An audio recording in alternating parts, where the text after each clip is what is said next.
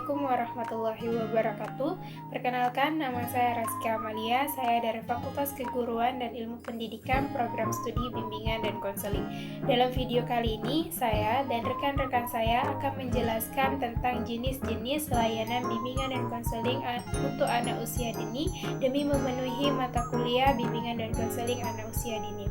Baiklah, selanjutnya materi pertama akan dijelaskan oleh saya sendiri dan materi selanjutnya akan dijelaskan oleh kedua rekan saya. Baiklah, dalam video kali ini saya akan menjelaskan tentang layanan dasar bimbingan dalam bidang pribadi sosial. Bimbingan pribadi sosial merupakan suatu bimbingan yang diberikan oleh seorang yang ahli atau konselor kepada individu atau kelompok dalam membantu individu untuk menghadapi dan memecahkan masalah-masalah pribadi sosial seperti penyesuaian diri, menghadapi konflik dalam pergaulan, mengatur kegiatan waktu luang, memilih keterampilan sosial, mengembangkan hubungan dengan keluarga, dan memahami peran dan tanggung jawab sosial.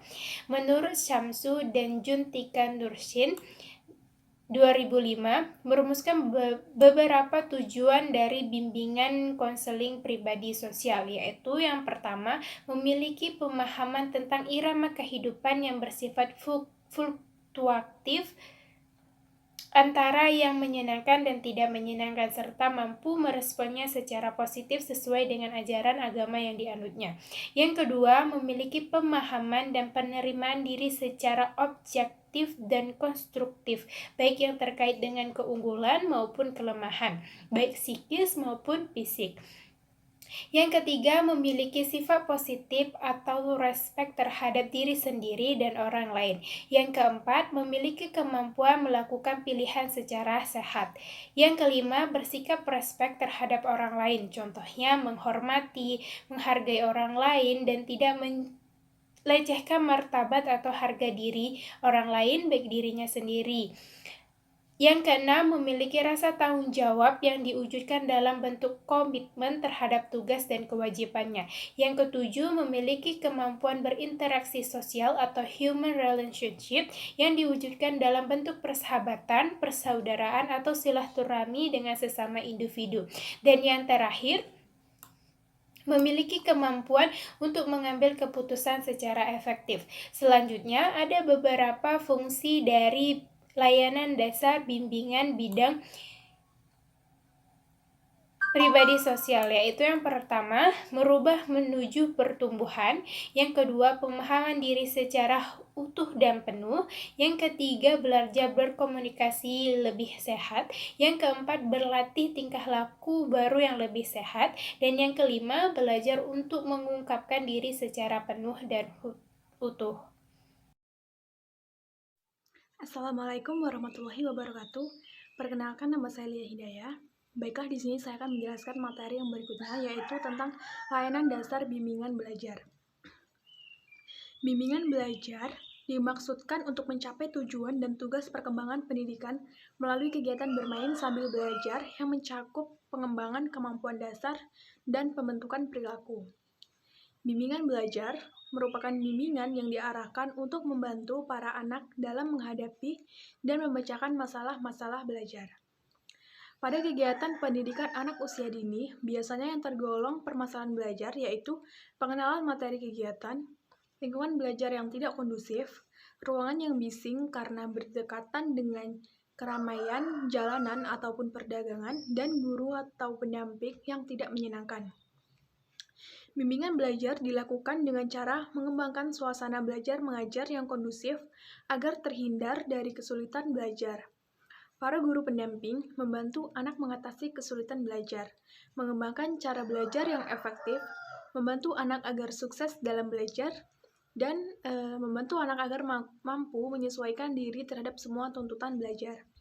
Dalam bimbingan belajar, para pembimbing berupaya memfasilitasi individu dalam mencapai tujuan akademik yang diharapkan dengan berbagai cara.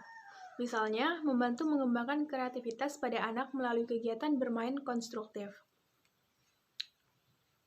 Bidang ini membantu peserta didik untuk mencapai tujuan tugas perkembangan pendidikan dalam mewujudkan pribadi sebagai peserta didik yang kreatif.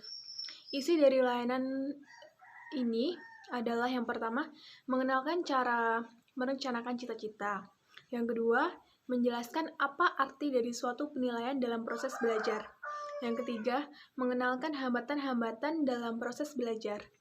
Yang keempat, menjelaskan tentang bagaimana melatih ketelitian dan keterampilan. Dan yang terakhir, yang kelima, yaitu melatih cara menulis yang baik dan benar.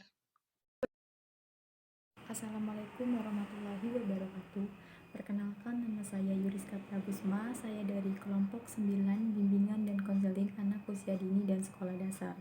Di sini saya bertugas untuk menjelaskan tentang konsep dasar layanan bimbingan bidang karir. Bimbingan karir merupakan salah satu jenis layanan dari program bimbingan dan konseling untuk memberikan bantuan kepada siswa dalam menentukan masa depan dan tujuan mereka selanjutnya. Bantuan ini terkait dengan karir mereka sendiri, sehingga siswa diharapkan dapat menyusun perencanaan karir serta dapat mengambil keputusan karir untuk dirinya. Secara umum, tujuan bimbingan dan konseling karir di sekolah ialah membantu siswa dalam pemahaman dirinya dan lingkungannya dalam mengambil keputusan, perencanaan, dan pengarahan kegiatan-kegiatan yang menuju mereka dalam memberikan rasa kepuasan memilih karir yang akan dilaluinya. Dengan cara pemberian itu, dengan cara memberikan bantuan kepada siswa, dapat memudahkan siswa untuk mengambil keputusannya sesuai dan serasi seimbang dengan apa yang mereka inginkan. Dan dalam layanan pemberian bimbingan karir pada siswa juga mengikuti beberapa proses, beberapa prinsip dasar yang dipandang sebagai fondasi atau landasan bagi pelaksanaan layanan bimbingan karir. Prinsip-prinsip ini berasal dari konsep filosofis tentang kemanusiaan yang menjadi dasar pemberian layanan bimbingan dan konseling karir. Yang pertama adalah seluruh siswa hendaknya mendapatkan kesempatan yang sama untuk mengembangkan potensi dirinya secara tepat dan cepat. Yang kedua, semua siswa hendaknya memahami bahwa karir itu adalah sebagai suatu jalan hidup dan pendidikan adalah sebagai persiapan untuk hidup. Yang ketiga, siswa hendaknya dibantu dalam mengembangkan pemahaman yang cukup memadai terhadap dirinya sendiri dan pendidikan sosial pribadi karirnya. Yang keempat, berikan pemahaman, pengetahuan mengapa dan di mana mereka harus menentukan karir mereka sendiri, dan berada pada alur pendidikan yang manakah yang tepat untuk menentukan karir mereka. Yang kelima, siswa secara keseluruhan hendaknya dibantu untuk memperoleh pemahaman tentang hubungan antara pendidikannya dan karirnya. Yang keenam, siswa pada setiap tahapan program pendidikannya hendaknya memiliki pengalaman yang berorientasi pada karir secara berarti dan realistik.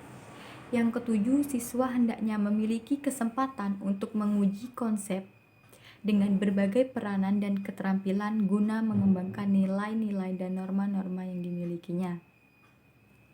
Yang kedelapan adalah program bimbingan hendaknya memiliki tujuan untuk merangsang perkembangan siswa.